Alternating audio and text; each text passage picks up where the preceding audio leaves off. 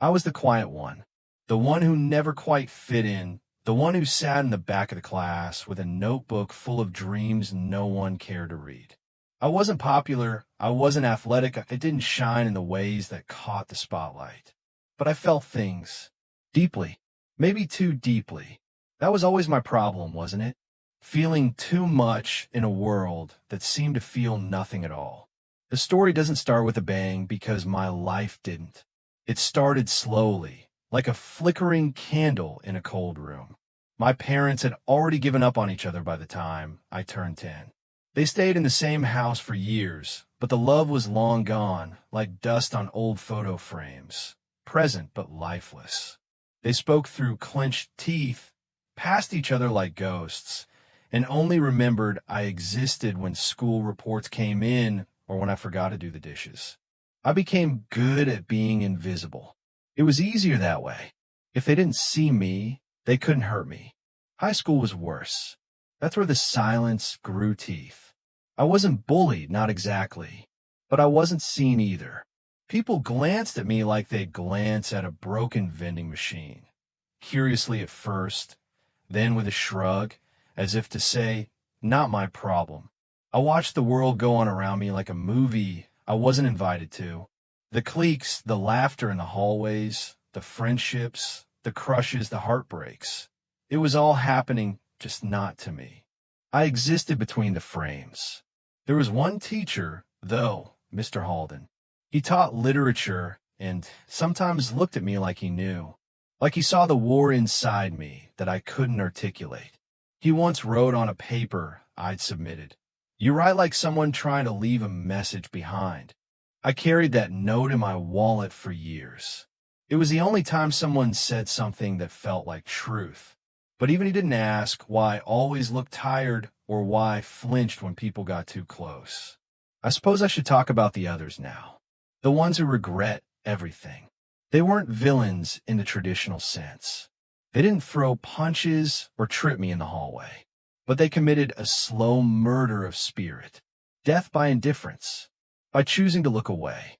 Claire, the girl with the easy smile who sat 2 seats ahead in chemistry. She once borrowed a pencil and never returned it. That was our longest interaction in 4 years. Jake, the basketball star who bumped into me, didn't say sorry and kept walking. Melissa, who laughed at something I said during group work, not because it was funny, but because it was me who said it. They weren't cruel, just careless. But sometimes that's worse. You expect cruelty to leave scars. Carelessness sneaks in under the skin and rots you from the inside. No one saw how I faded, how each day I became a little more shadow and a little less person, until I was barely there at all. Then came the party. It was late October, senior year. I wasn't invited, of course, but I went. I told myself it would be the last attempt. One last try at being part of the world. I stood in the corner of that house, music vibrating through my ribs like an artificial heartbeat. People were laughing, drinking, dancing. I tried to blend in. I wore what I thought looked normal. I smiled too much, nodded at conversations I wasn't part of, held a red cup I never drank from. They noticed me eventually. Claire saw me first. Her eyes widened just a bit. Then she smiled politely and waved. I waved back, too eagerly. That was my mistake. It made me a target. Jake approached with a grin too wide to be genuine. Didn't know ghosts could party, he joked. A few others chuckled. I forced a laugh. Inside, I cracked. But I stayed. I stayed because leaving would mean they won. The real moment came later when someone shoved me into the pool. I still don't know who it was. They claimed it was an accident, but I saw the smirk on Melissa's face when I surfaced, coughing and soaked, with my cheap phone ruined and my dignity drowned. No one helped. They just laughed and turned away. That was the moment I left. Not physically, not yet, but something broke in me so completely it could never be put back together. I walked home wet, shivering, and alone. The next morning, I didn't speak a word. That evening, I wrote the first letter. It wasn't a goodbye. It was a confession, a list of the moments that led me to the edge, each name carved into my story like etchings on a gravestone. I wrote letters for everyone. My parents, the students, the teachers, even Mr. Halden.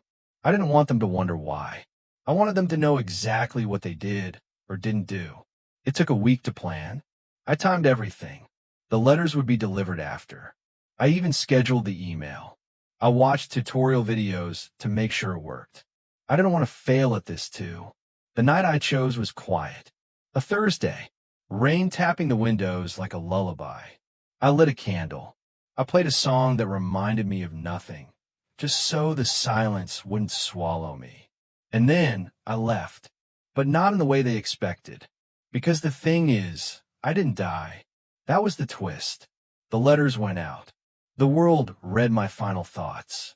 My parents screamed. My classmates cried. Social media erupted with hashtags and pictures of me they barely remembered taking. Suddenly, I mattered. They searched lakes and rivers. They held vigils. They posted tributes with captions like, "We should have been there and gone too soon." Claire posted a selfie with me cropped in the corner, writing about how kind I was. Jake punched a wall in the locker room. Melissa cried during morning announcements. But I was gone. I'd booked a bus under a fake name, used cash I'd saved over the years. I dyed my hair. I changed my clothes. I became someone else. I didn't leave to die. I left to live free from them. Free from the whispers, the stares, the empty seats beside me. I found a small town no one talks about. Rented a room above a bookstore. The owner, Alice, didn't ask questions. She gave me keys and said, "Everyone's running from something." I think she saw the cracks in me, but didn't pry. That was enough. In that town, I began again. Slowly, I volunteered at the shelter. I taught kids to read. I wrote stories, dozens of them. Stories where people like me didn't disappear. They fought. They survived. They were seen. Meanwhile, the others were unraveling. Mr. Halden resigned, said he needed time to reflect. My parents separated for real. Dad moved out, and Mom joined a support group. Claire started therapy. Jake lost his scholarship after punching someone at a game. Melissa posted a video apologizing through tears, but the comments didn't buy it. Everyone wanted someone to blame, but no one knew where I was. Occasionally, I watched from afar. I read the articles. I saw the updates, the false leads, the blurry security footage of someone they thought was me. I watched them build shrines of guilt, never realizing that regret only grows when it's too late.